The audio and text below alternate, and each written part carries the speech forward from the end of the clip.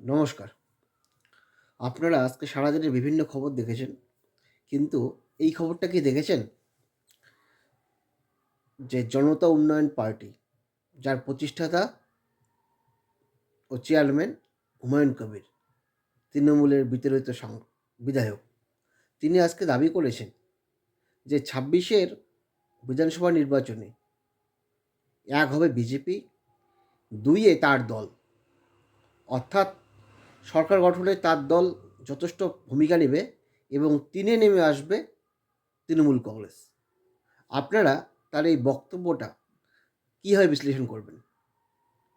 এটা কি বাস্তবে হবে? তিনে কি বর্তমান শাসক দল তৃণমূল কংগ্রেস নেমে আসবে? আর একেই তাহলে কি বিজেপি আসছে?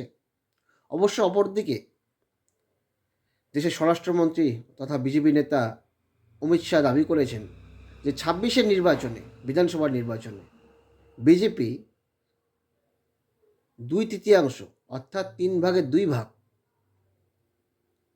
সেটা বলা চলে ২৯৪টি যদি আসন থাকে, তার মধ্যে ধরুন ৩০০টা আসন, তাতে ২০০টা আসন বিজেপির ঘরে থাকবে।